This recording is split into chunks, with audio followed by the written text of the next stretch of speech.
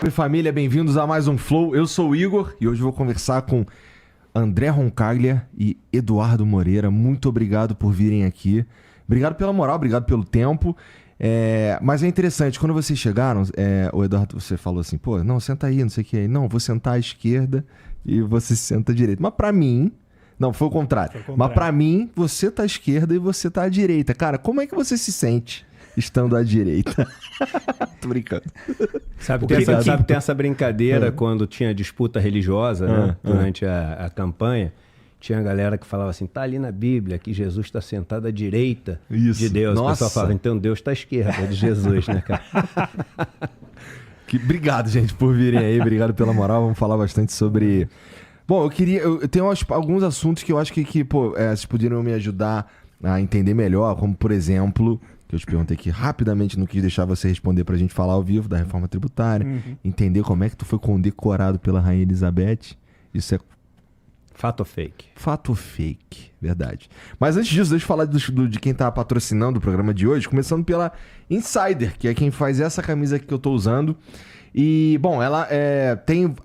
Lá no site da Insider, insiderstore.com.br, você vai encontrar um monte de roupa. Não é só a camisa, porque tem uma galera que imagina que o Igor tá sempre com a camisa preta, então você tem camisa preta.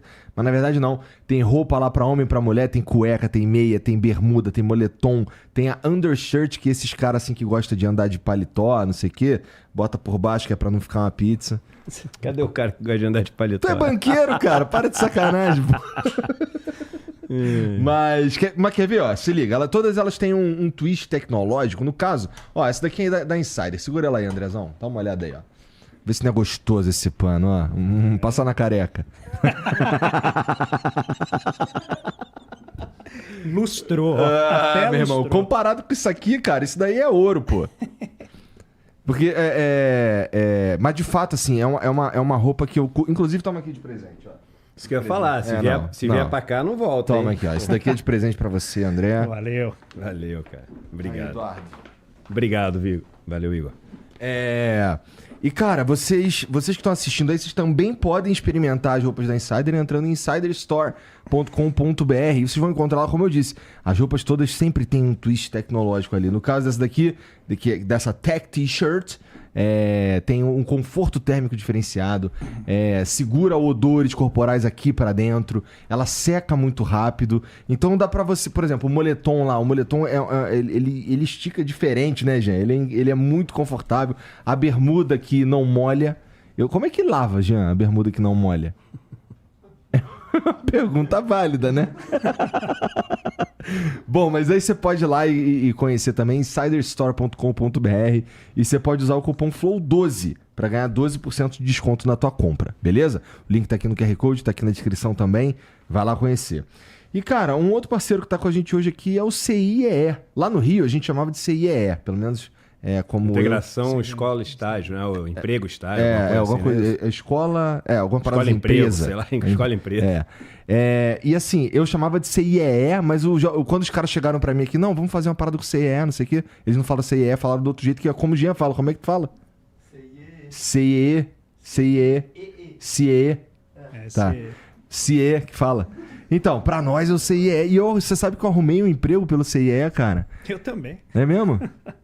Pois, então, é uma parada que meio que tá no mundo do jovem mesmo, do cara que tá tentando se inserir num trabalho, né? Eu lembro que o meu, cara, eu não tinha qualificação de nada e eu arrumei um emprego lá pra ser estoquista da Líder Magazine, tá ligado? Eu não sei nem se tem Líder Magazine, tu manja que tu é carioca, né? Mas eu não sei se tu manja. É uma loja de departamentos, tá ligado? E aí eu era estoquista lá, aqueles caras que botavam o bagulho aquela parada pra os caras não roubar. Eu fiquei lá 28 dias. Não durou muito, não tinha muito a ver comigo, não. Mas o CIE, ele pode te ajudar na tua jornada, cara. Ele pode te capacitar, inclusive. Tem uma plataforma de ensino lá que tem 1,3 milhão de matriculados e 40 mil novos cadastros por mês para mais 58 cursos. Então ele pode te ajudar nesse caminho para você encontrar um emprego, pode te capacitar para te facilitar esse caminho. E o CIE, inclusive, tá vindo, assim, tá rolando uma mudança no CIE que vocês deviam conhecer, até porque a gente vai estar junto nessa jornada aí para ajudar a molecada, a galera aí a arrumar um emprego, a se desenvolver profissionalmente. E você encontra no link que tá aqui na descrição também. Tem QR Code, Jean? Tem. Então tem o QR Code aqui para vocês também, para ficar por dentro das mudanças que estão rolando no CIE ou CIE, ou sei lá como você chama, tá bom? Bom, isso é bastante interessante, especialmente para quem tá aí procurando o primeiro emprego, ou é um jovem tentando se capacitar, ou procurando emprego mesmo, tá bom? Vai lá conhecer. É sempre importante dizer que o CIE não é uma empresa, é uma ONG. Na verdade, não tem fins lucrativos, e todos esses cursos que eu falei que tem lá, inclusive, são de graça. Então, se você esse serviço que o CIE presta para vocês, de graça. Foi de graça para mim e é de graça desde sempre, né? Então vai lá conhecer. Deixa eu ver o emblema aí, Janzão.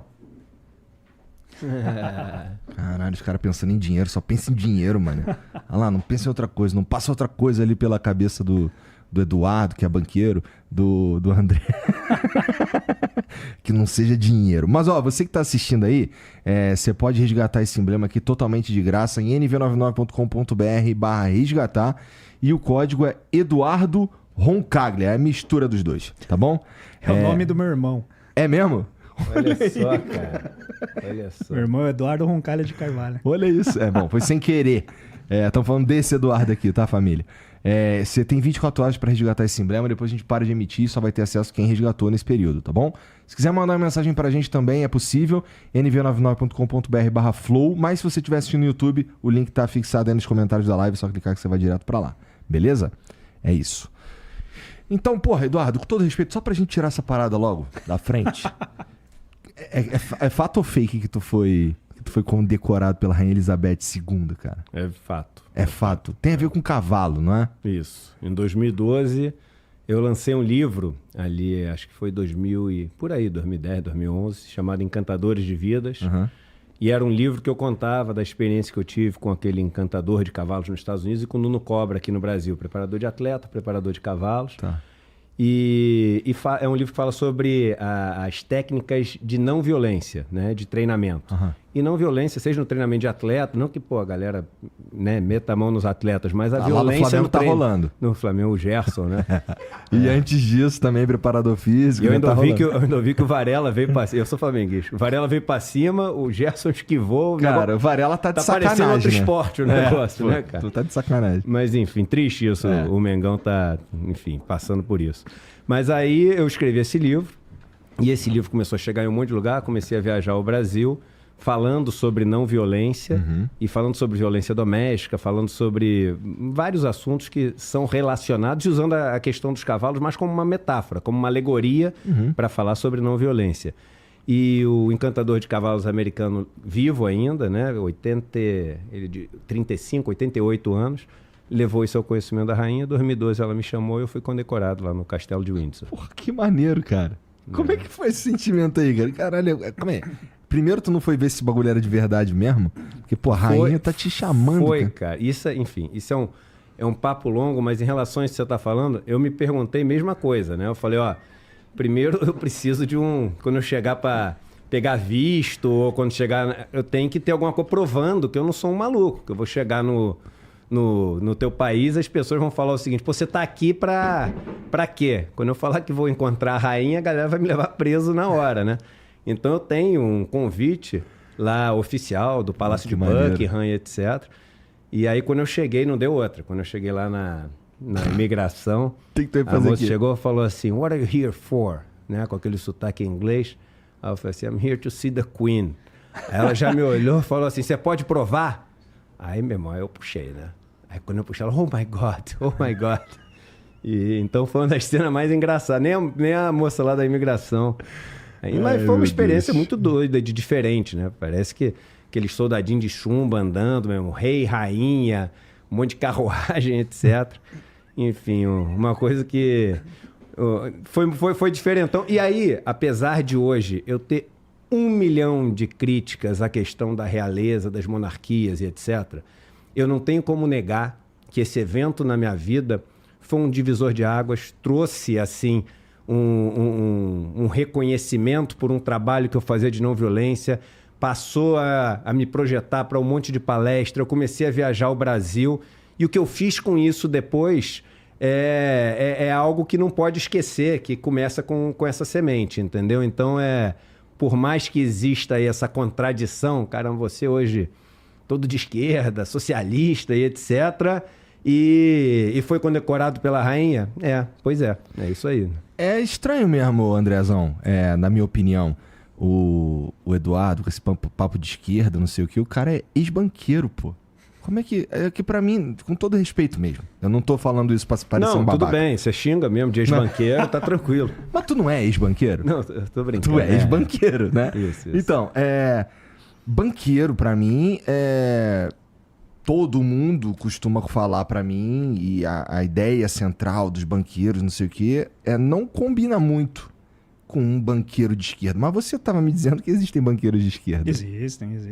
Bom, existem ex-banqueiros e existem ex-banqueiros com coração, né? O Edu se encaixa nessa categoria. É alguém, e quando eu digo coração, não é aquele emocionalismo simplório. É alguém que efetivamente conseguiu elaborar a empatia pelas pessoas que jamais teriam como chegar onde ele conseguiu chegar. Imagina, ser condecorado, né, pela rainha da Inglaterra. Parece algo, para muita gente, tolo, mas para você chegar lá exige que você tenha acesso a essas oportunidades. E ele conseguiu, né, mudar a maneira de ver o mundo, ele conseguiu empatizar com quem vivia, né, longe de tudo aquilo que, né, ele tivemos acesso.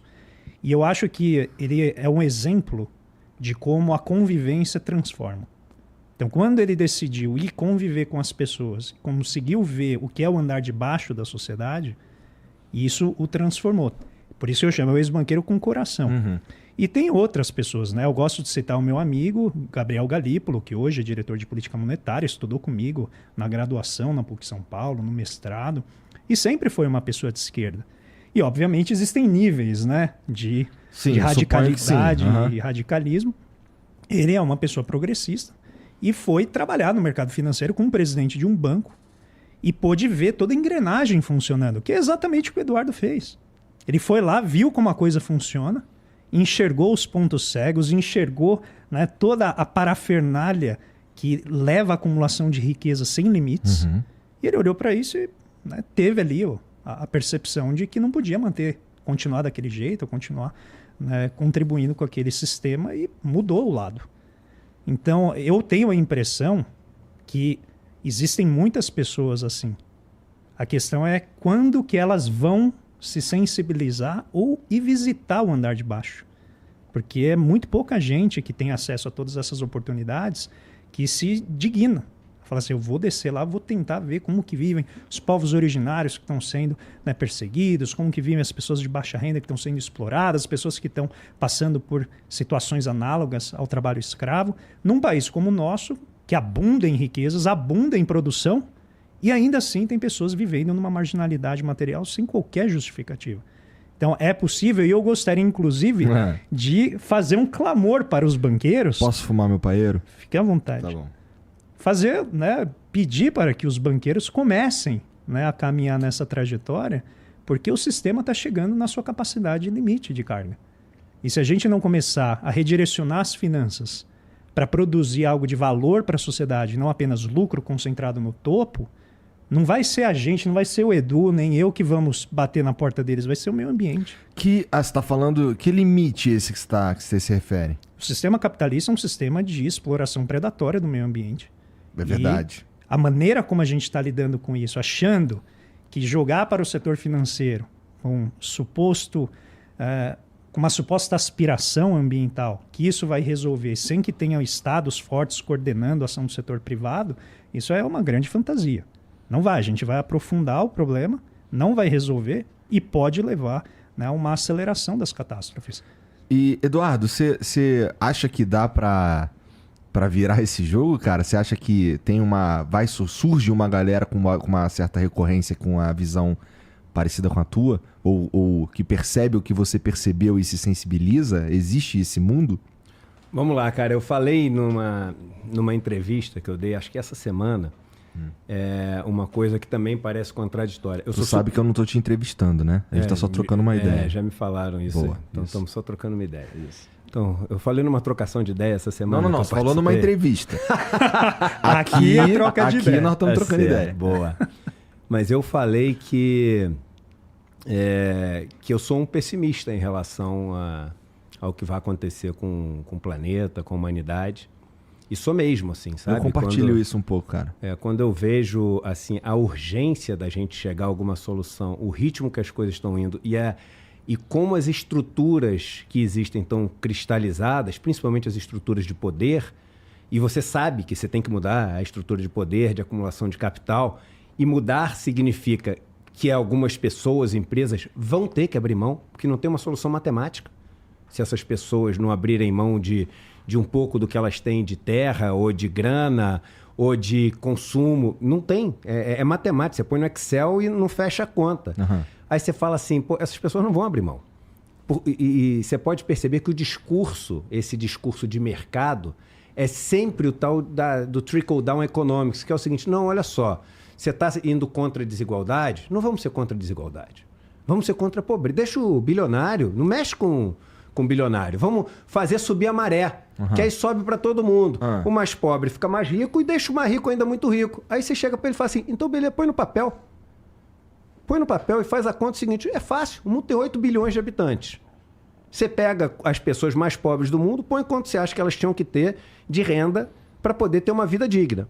Multiplica pela quantidade de pessoas, compara com o que a gente tem hoje de geração de riqueza e vê se a gente tem capacidade de gerar essa riqueza. E mais, Igor, e aí o ponto mais importante, André, se a gente gerar essa riqueza que fecha essa conta, você acha que essa riqueza gerada vai parar na mão da galera mais pobre ou os mecanismos que existem hoje vão ser utilizados para sequestrar? Porque em 2017, que é o último número que eu me lembro, o relatório lá do Piketty, ele mostra o seguinte, da riqueza produzida no mundo, 87% foi parar na mão do 1% mais rico. E o 50% mais pobre ficou com zero.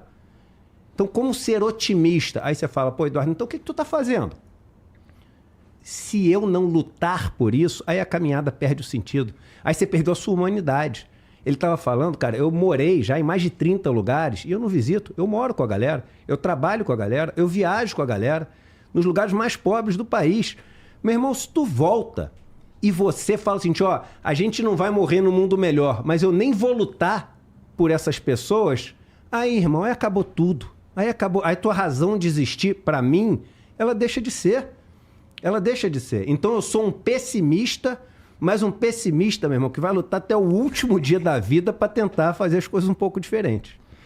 Entendi, gosto dessa visão. Me sinto, assim, claro, num outro lugar, eu sinto que eu tô lutando uma luta perdida também, mas depois a gente conversa sobre isso. Esse lance de, assim, existe uma ideia de que bilionários são um problema para a humanidade. Dá para um cara ser bilionário e produtivo ao mesmo tempo? Vamos lá, ele tem uma empresa, ele tem várias iniciativas, não sei o que produzem, que não é dinheiro parado e ele é bilionário. Existe algum? Ou é sempre essa grana que acontece de um jeito meio escroto e o cara vai ficando cada vez mais rico? Vamos colocar da seguinte maneira. Existir bilionário já é o fruto de um processo de acumulação descontrolada de riqueza. Essa acumulação de riqueza... Mas vamos trabalhar com a hipótese de que ele construiu essa riqueza. Vamos. Não existe possibilidade de você construir uma riqueza bilionária num mercado competitivo. Em geral, ele é fruto de poder de mercado ou, e aí os estudos do Piketty mostram, acumulação via herança. Grande parte da desigualdade que a gente vê tem a ver com transmissão de herança. Existem exceções, eu suponho. Não, tem. Tá. Existem exceções. A questão é que, na média e no caso geral, não é meritocracia. Tá, não é porque ele foi lá, criou algo e virou bilionário. Pode acontecer? Pode. Mas quase todos os exemplos que a gente vê hoje de bilionários estelares, que aparecem, tem uma grande projeção, eles, em geral, tiveram uma estrutura familiar fantástica.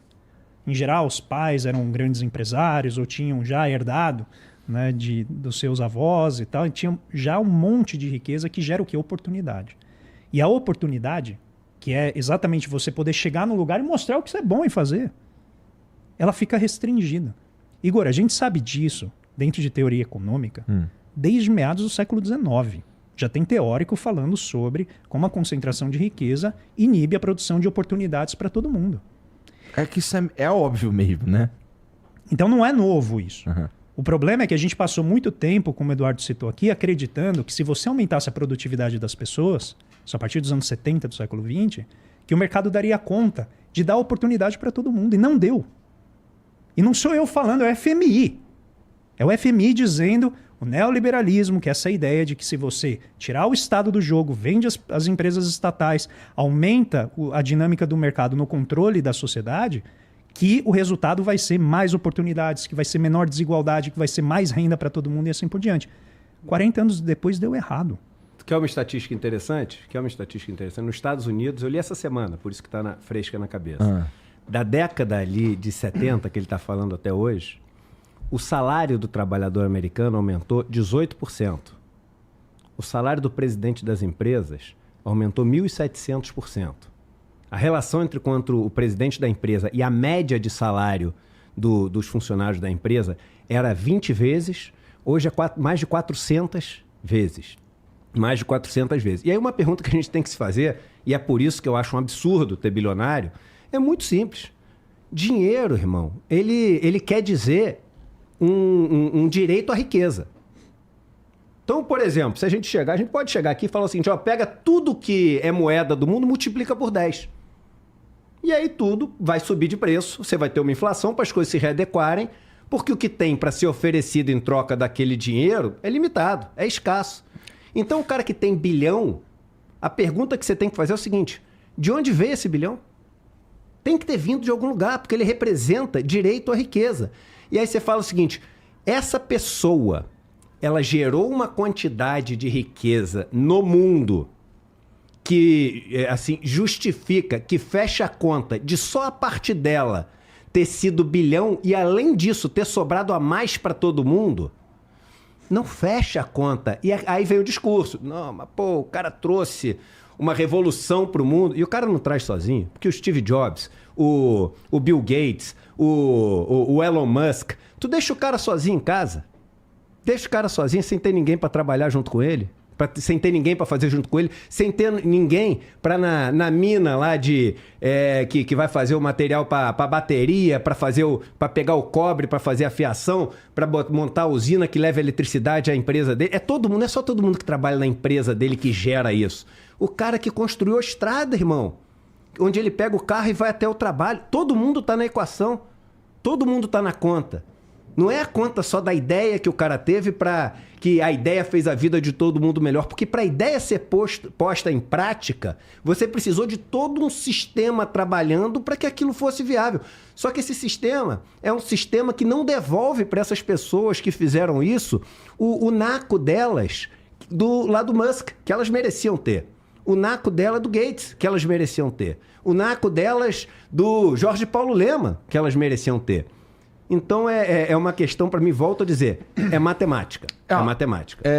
Se o que vocês estão falando aí... Deixa eu só complementar isso que ele está colocando, que tem uma palavra que a gente precisa dizer. Riqueza é, sobretudo, poder. Isso aí. É poder decidir como aquele dinheiro vai ser usado.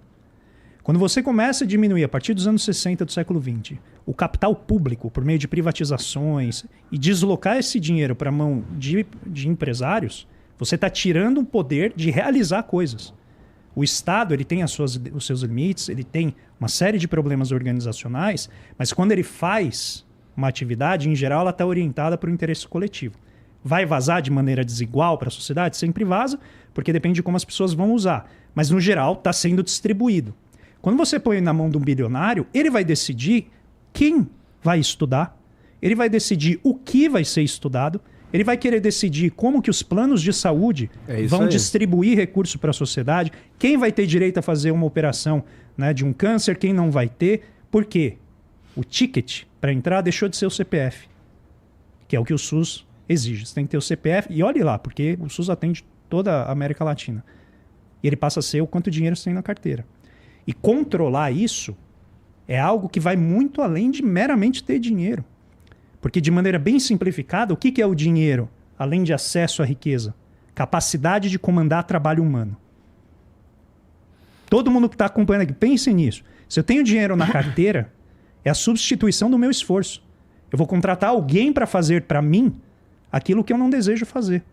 E aí o exemplo do Musk é perfeito, porque ele mesmo diz, se eu não tivesse os meus trabalhadores, se eu não tivesse quem está pensando, por isso 24 horas por dia, eu não teria como fazer nada. E finalmente ajuda a ter uma mãe que era rica vendendo diamantes. Que esse era o caso dele na África do Sul. Então nota como o conjunto de oportunidades está baseado numa estrutura familiar que geralmente já está num nível de renda e riqueza elevado e conta com todas essas facilidades que o dinheiro gera. O dinheiro gera dinheiro. Ele gera cada vez mais concentração. Riqueza chama riqueza e pobreza, infelizmente, chama pobreza. Então, mexer nesse esquema, nesse mecanismo de reprodução, em geral, é um vespeiro, em qualquer parte do mundo. Em qualquer parte do mundo.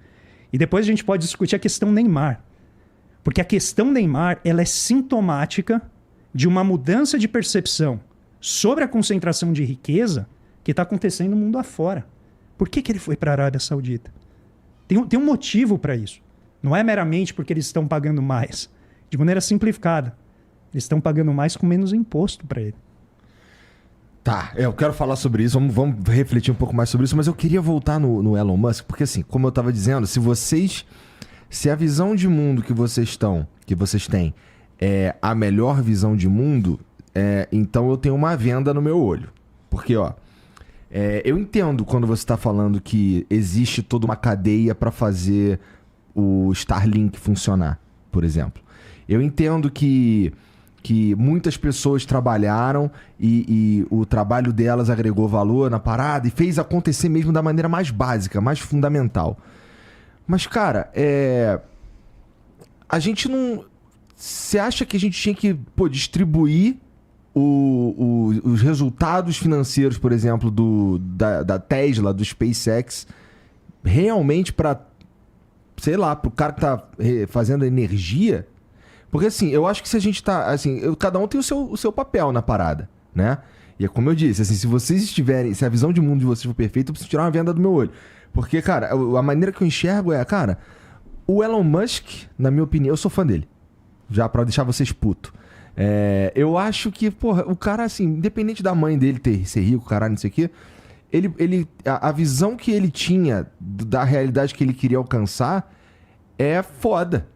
E isso eu quero que mais coisas assim aconteçam no mundo, cara. Eu quero ter uma porra de um foguete que dá Mas vamos lá. Aí você primeiro tá partindo da premissa de que se você tiver um mundo que oferece mais dignidade para as pessoas, o cara, se ele não puder ter 300 bilhões de dólares, ele não vai ter incentivo suficiente para construir o que o Elon Musk construiu.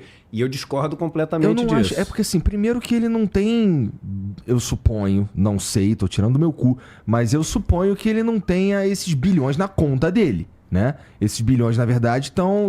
Por que ele é bilionário? Ele tem no porque valor a Tesla de mercado. É foda. Isso, mas a Tesla só tem esse valor de mercado porque as pessoas compram ações da Tesla e fazem com que, via lei de oferta e demanda, a ação da Tesla passe a valer aquilo. Então, existe sim essa concentração de dinheiro com ele. Mas a pergunta fundamental, Igor, é uma pergunta anterior.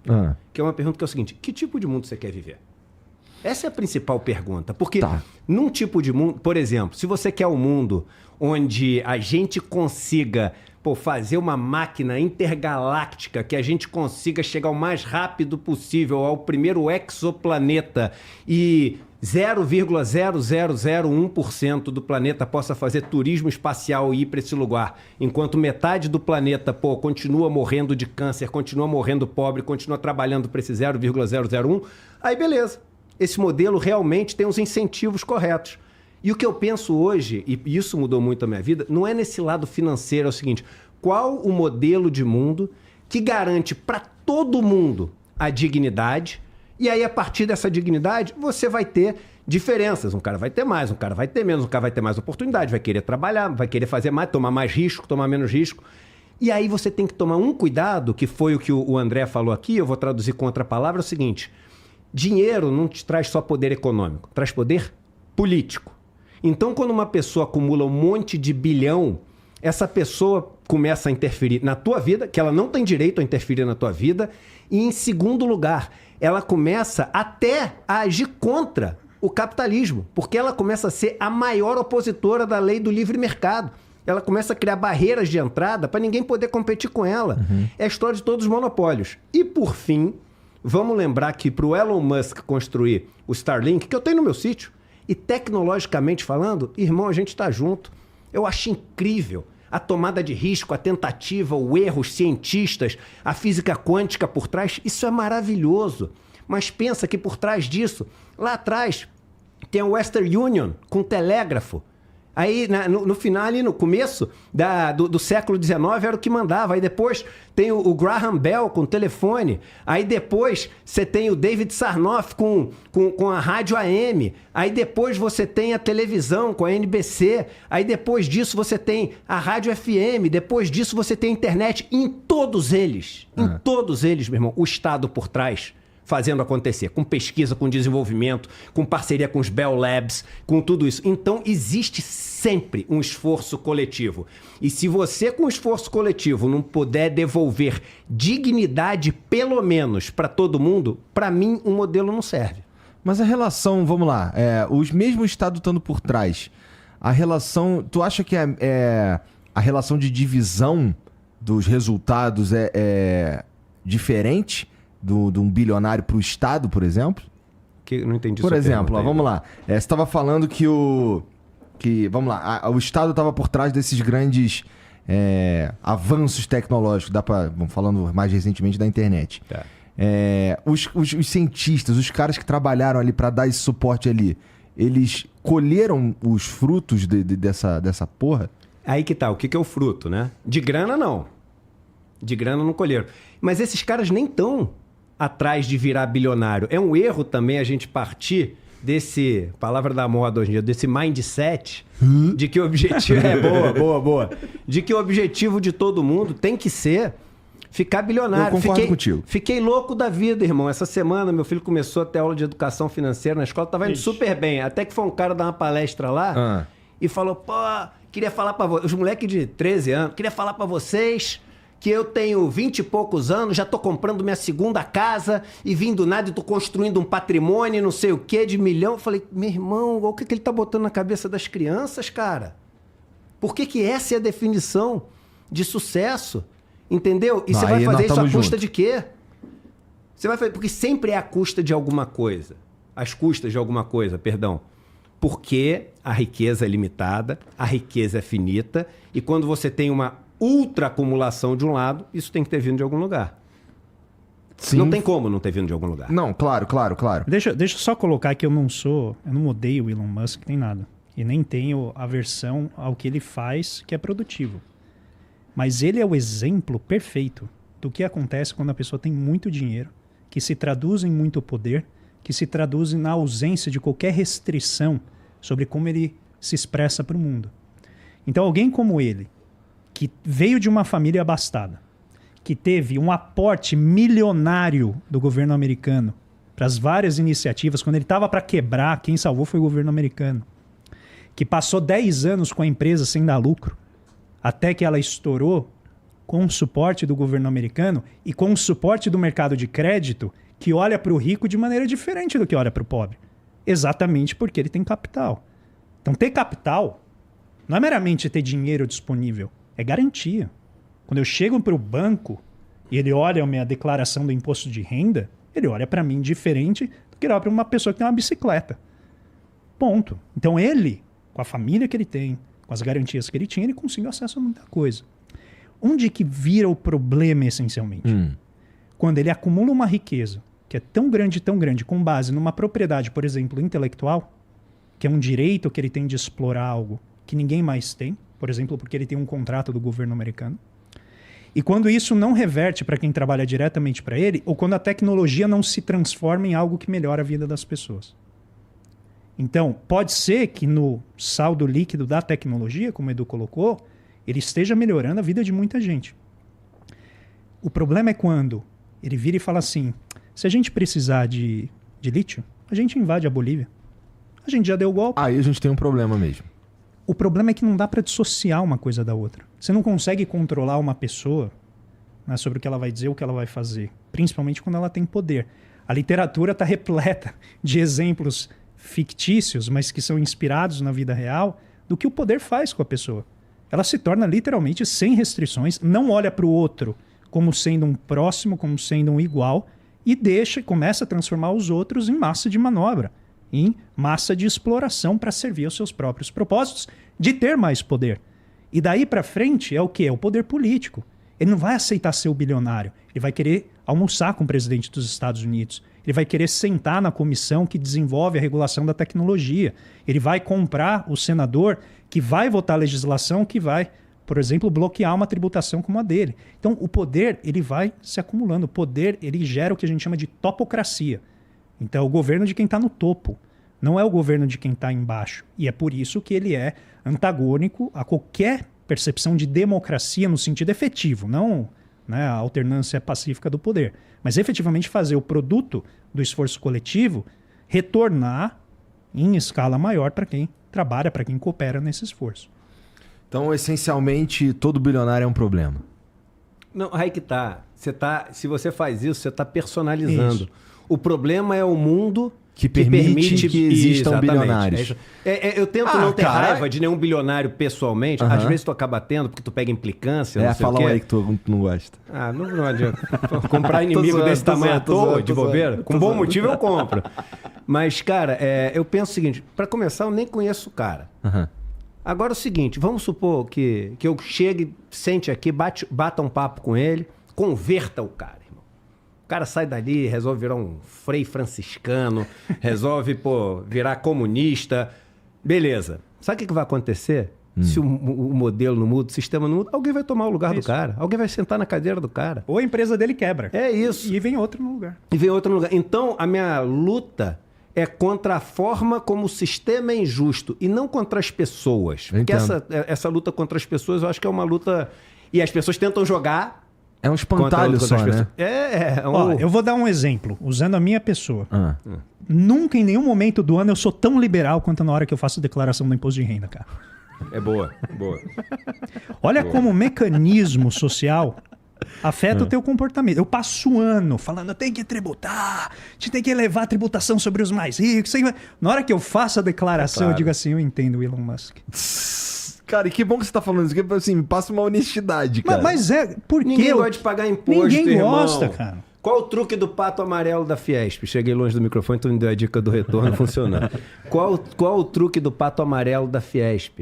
O rico no Brasil paga nada de imposto. A média, a alíquota média, só para dar números, senão fica paga nada, paga muito, é em torno de 5,9% em relação à renda, todas as rendas que ele tem. Aí você tem várias rendas. Renda financeira, que tem muito naqueles fundos exclusivos, que dá para postergar o imposto, tem via dividendos, tem um monte de renda. 5,9%. Tá? O Brasil é um paraíso fiscal. Para os mais ricos, cara. Para os mais ricos. Para os mais ricos. Tá bom. Para os mais pobres e para a classe média, é um inferno fiscal. Por quê? Mas o mais pobre, o cara tem a isenção do imposto de renda. Mas tudo que ele ganha, ele gasta. E o Brasil tem uma carga tributária dentro dos produtos, que é o que a gente chama de impostos indiretos, muito grande. Então, essa turma paga muito imposto. O que acontece? O rico, lá do pato amarelo, ele chega para o mais pobre, para a classe média, e fala assim, irmão, a gente paga muito imposto. Aí o cara que é classe média e mais pobre fala assim, é mesmo, cara? Eu pago muito imposto. Aí o cara fala, irmão, quando a gente compra um carro, quase metade é imposto. Cara, é mesmo. O cara fica doido. E ele fica doido, porque tudo bate com ele. O rico só não fala que não bate com ele. E aí ele dá a mão pro mais pobre e fala assim, vamos pedir por menos impostos? O que o mais pobre não sabe é que não existe o vamos. Não existe o nós. Não está no mesmo barco. Mas o mais pobre chega e fala, vamos. Aí o mais pobre, ele gera a massa crítica, a pressão popular, a força que o rico precisa para ficar ainda cada vez mais num paraíso fiscal com céu mais limpo, entendeu? Sem nuvens nenhuma, sem mau tempo. E por causa dessa percepção de que está todo mundo no mesmo barco, que não está. Vamos lá. Suponho que a gente realmente tem um problema no consumo, no imposto do consumo. Tudo na minha opinião. Vamos lá. Realmente a gente paga metade do carro é imposto e tal. E aí eu fico pensando, tá bom, como é que a gente resolve isso de uma maneira que fica melhor para todo mundo? Se você me falar que, cara, vamos pegar, sei lá, eu acho que, O cara que recebeu uma herança a partir de tanto, esse maluco tinha que pagar uma paradinha aqui, até porque, né, ele meio que não produziu nada pra pegar para ter essa grana, não sei o quê. Vamos pegar os caras que ganham a partir de tanto e a gente coloca, dá um jeito. É que, porra, a verdade é que... Mas é isso. Você acabou de definir as propostas de imposto sobre grandes fortunas. Mas você saca que não vai rolar? Mas por que eu comecei falando que eu sou um péssimo? Mas aí tu não vai falar no programa que deveria ser? É isso, irmão. Mas por que não vai rolar? Porque esses caras que vão decidir. Porque, como você disse, é esse cara que vai estar lá do lado do senador, do deputado, caralho, e é ele que vai... Porque, porra, entra governo de direita, entra governo de esquerda, entra de direita, entra de esquerda e continua a mesma merda dele. Você percebeu a primeira frase que tu falou? Vamos achar um jeito que fique melhor para todo mundo. Não existe, irmão. Em termos de alocação de riqueza, por isso que eu falei que alguém tem que abrir mão. Imposto é redistribuição. Imposto é decidir o seguinte, ó, tá aqui foi feita a primeira distribuição. Vamos fazer o seguinte, cada um põe um pouquinho de volta pro bolo, e aí o que voltar pro bolo a gente redistribui de outra maneira.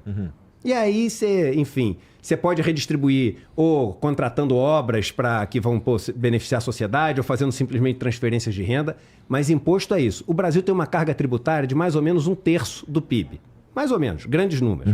Então, 1/3 da riqueza gerada no Brasil, o Estado pega e fala o seguinte, ó, me dá e eu vou redistribuir isso. É alta? É baixa? Não é essa a pergunta, que é a pergunta que todo mundo faz. A pergunta é de quem está saindo e para quem está indo. E aí, quando você vê de quem está saindo, no Brasil sai muito mais dos mais pobres do que em outros países desenvolvidos, etc. E muito menos dos mais ricos. Quando você vê para quem está indo, no Brasil vai muito mais para os mais ricos do que para os mais pobres, de duas maneiras. Uma, através do peso da dívida, dos juros que a gente paga, e isso é uma maneira de você transferir o imposto através do Estado para quem tem o dinheiro lá emprestado para o Estado. E a outra maneira é o seguinte, Igor, eu tenho um monte de amigo, né, que tem grana, que fala o seguinte, pô, ainda se eu recebesse alguma coisa de volta pelos meus impostos, eu falo, tu recebe, irmão. A luz não chega na tua casa, o asfalto não chega na tua casa, estão recapeando pela 4ª vez em 10 anos a estrada que chega pintando ali do lado da minha casa. O saneamento não chega na minha casa, a água não chega na minha casa. Quando falta a luz na minha casa, a Eletropaulo está lá em 3 horas.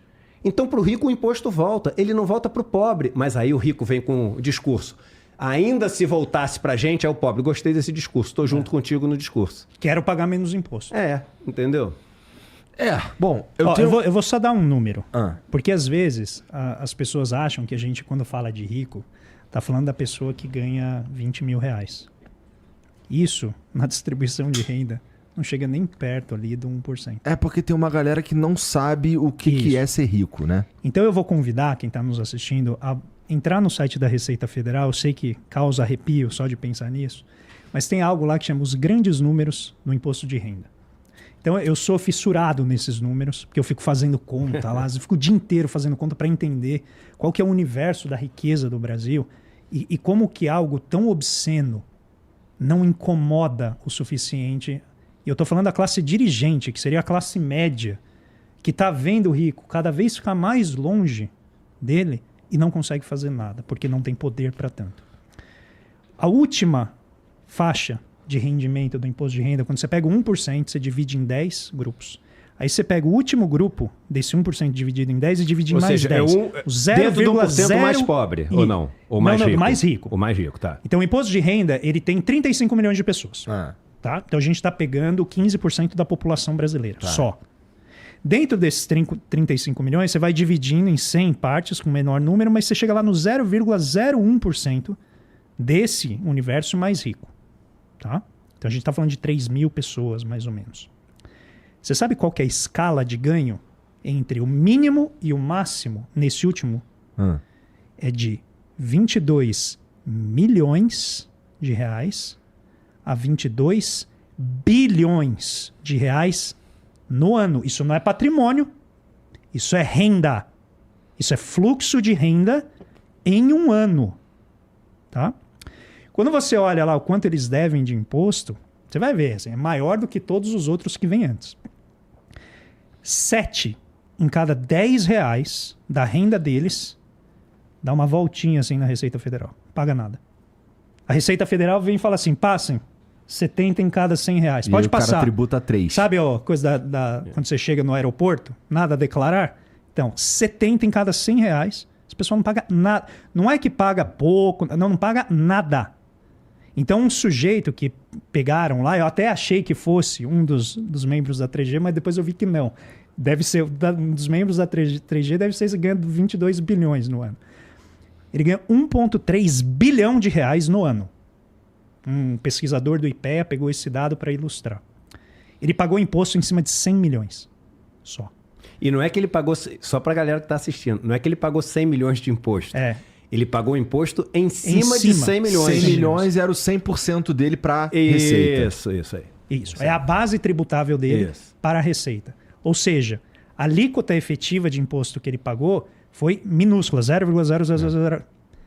Enquanto o trabalhador, ele paga 27,5% na fonte.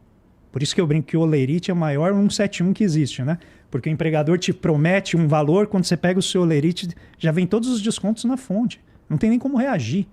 E aí depois ele vai tentar lá compensar um pouco na declaração.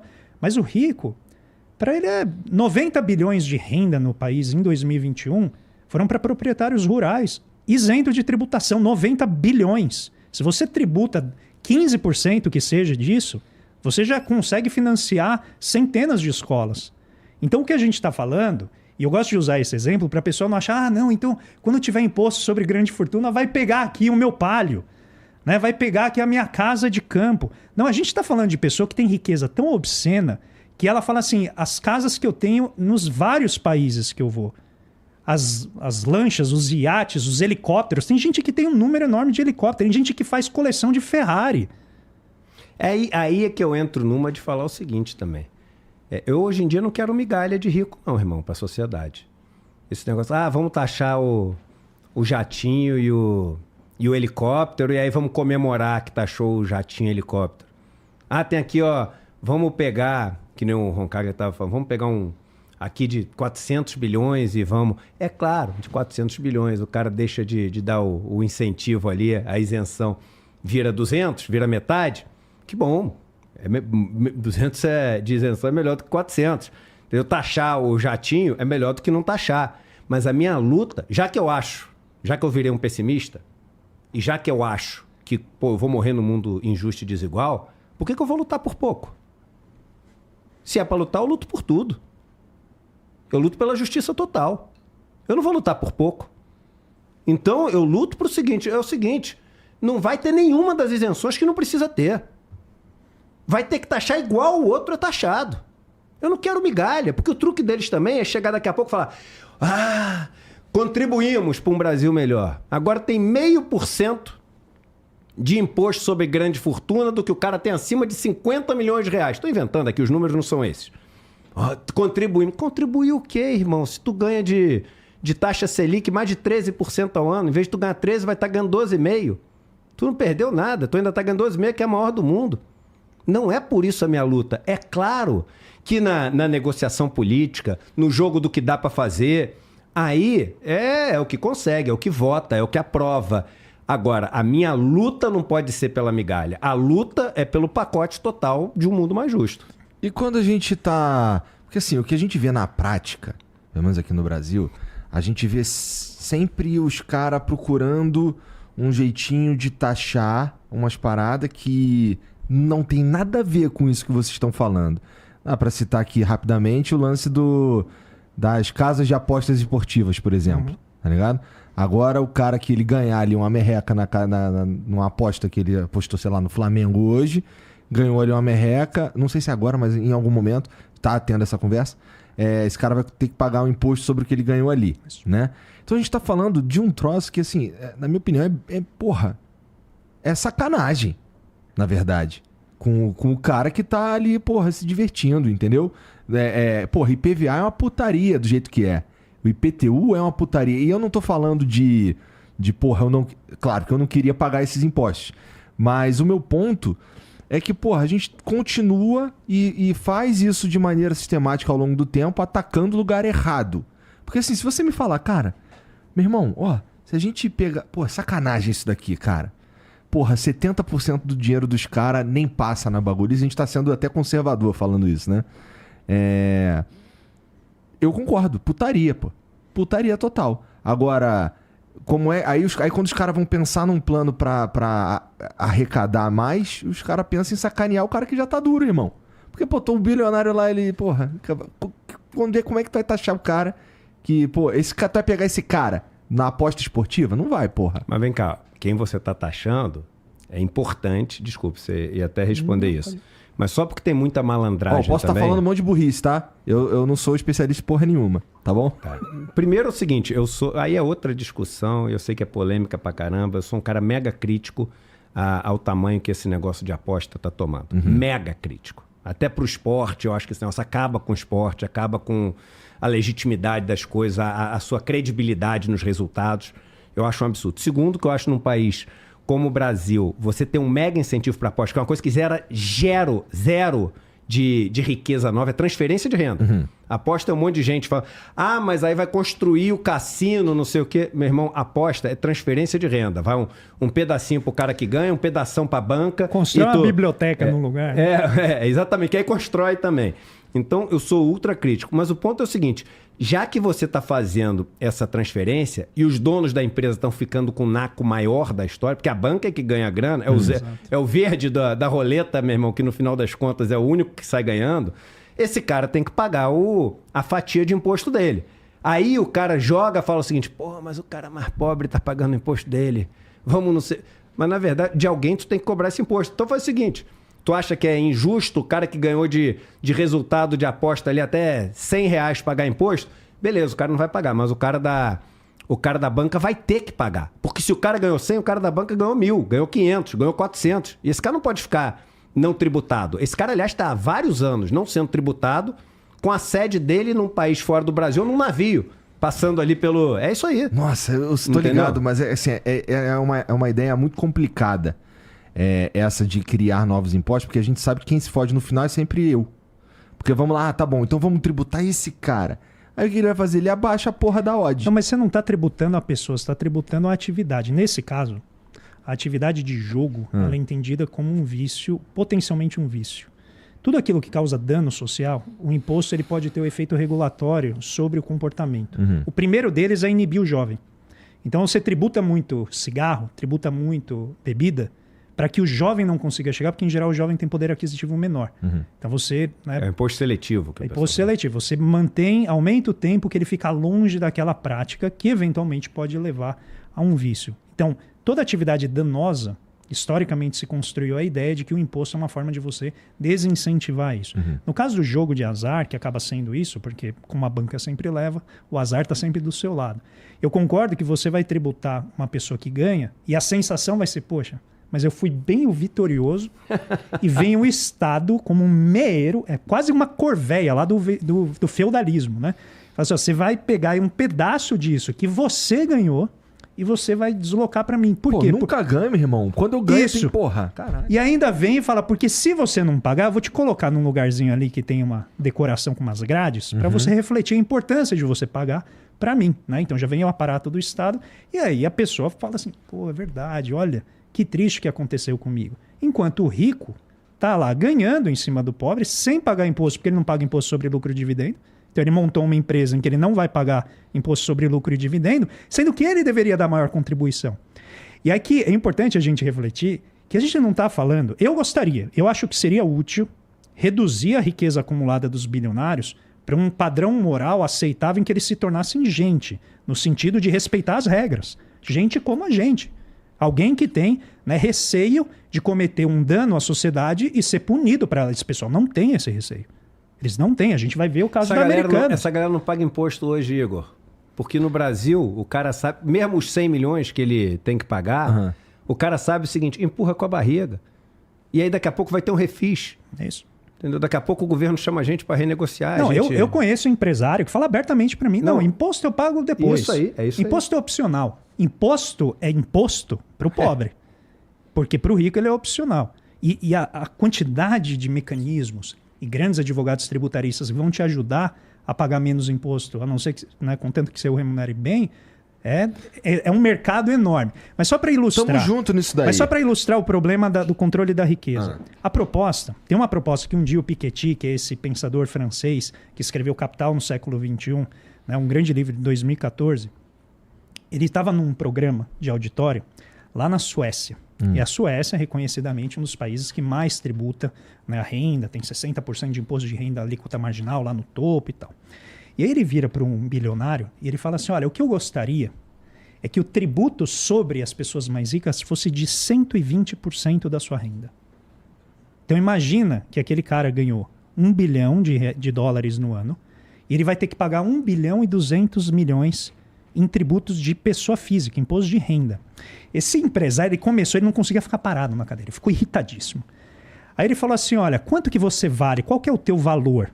Aí ele falou, né, o net worth. Qual que é o teu patrimônio? Ele, não vou falar. Eu, não, mas fala aí, 1 bilhão? Aí ele deu risada assim, né? Como dizer, cara, é muito mais do que isso. Ele falou, olha, se a gente aplicar uma renda, um tributo de 120% da sua renda ao longo do tempo, você ainda consegue deixar herança para 2 gerações. Você está entendendo isso? Então não é quase nada, não é que a riqueza dele vai sumir. Vai sumir se ele parar de fazer as coisas, mas ele vai conseguir ainda deixar muito dinheiro para frente. Então a gente está falando de uma acumulação de riqueza que é monumental. Ninguém tem ideia do que seja uma pessoa rica porque ela não aparece na TV. Ela não anda na rua, ela não anda no mesmo elevador que a gente. Ela não anda nem no mesmo prédio, às vezes, que a gente. Eu vejo vários casos de fraudes que aconteciam nos Estados Unidos que ninguém nunca tinha visto o presidente da empresa. Porque ele tinha um elevador próprio para ele, com segurança, então ele não andava com o resto da população. Então essa distinção, ela gera 2 efeitos. O primeiro, eu quero ser esse cara. E aí eu passo a olhar para o meu próximo de uma maneira concorrencial, eu tenho que subir em cima dele para eu chegar lá. E segundo, quando o resultado não dá, gera-se uma justificativa que foi você que não conseguiu. Quando você difunde isso pela sociedade, o grau de ressentimento que isso gera é enorme, porque o dinheiro só concentra lá em cima. O cara olha para a sociedade e fala, cara, onde que eu estou morando? Essa sociedade não liga para mim. Aí chega um cara, bate no peito e fala, eu vou resolver isso aqui em 4 anos, na porrada. Eu vou fazer tudo, vou acabar com esse sistema. Um cara loirão, cabelo laranja, chega lá e fala assim, ó, eu sei como o sistema funciona porque eu usei o sistema. Cara, a população americana fala, caramba, porque o cara tá sendo honesto. Ele usou o sistema para enriquecer e agora ele veio para contar a verdade. O evangelho da verdade do rico, né, arrependido, que quer mobilizar poder político. Esse é o Donald Trump. E ele consegue. Porque a pessoa quer a solução rápida, direta, bruta, não a negociada. Porque a negociada, o pessoal sabe que a hora que você sentar para discutir com os grandes ricos, né, do Brasil, olha, vamos tributar as suas offshore?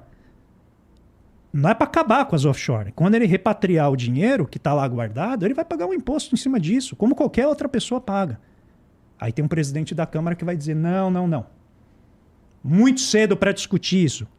A gente está há 20 anos discutindo falando de Arthur Lira, isso. eu gosto de dar nome. Estamos falando de Arthur Lira, que é o cara que está defendendo os bilionários brasileiros, que é o cara que disse que estava preocupado com um país melhor e por isso queria ajudar na reforma tributária. E eu falei, ele quer ajudar na parte só que simplifica. Exato. Na hora que for para mexer no bolso, esse cara vai defender que nem um pitbull os mais ricos. Então estamos falando de Arthur Lira que está fazendo isso. E aí o que acontece? Não avança. Então a tua preocupação, assim, a reforma tributária é boa, a primeira fase é importante para todo mundo. Mas a segunda parte é que realmente importa. É isso aí. Essa é a parte que realmente importa. Esse é o filão do bolo. Vou dar um número. 560 bilhões de reais, quase 6% do PIB. Isso é lucro e dividendo. Lucro e dividendo que passa com 0 imposto de renda. 0. E esse número está aumentando. E aumentou com a venda acelerada da Petrobras e a distribuição de dividendos que foi feita no governo Bolsonaro. Encheu essa galera de dinheiro não tributado como uma forma de pré-remunerar esse pessoal antes que o comunismo chegasse e transformasse a Petrobras nessa empresa pública e estatal que ela agora está começando, né, a mostrar... A tentar ser. Tentar ser.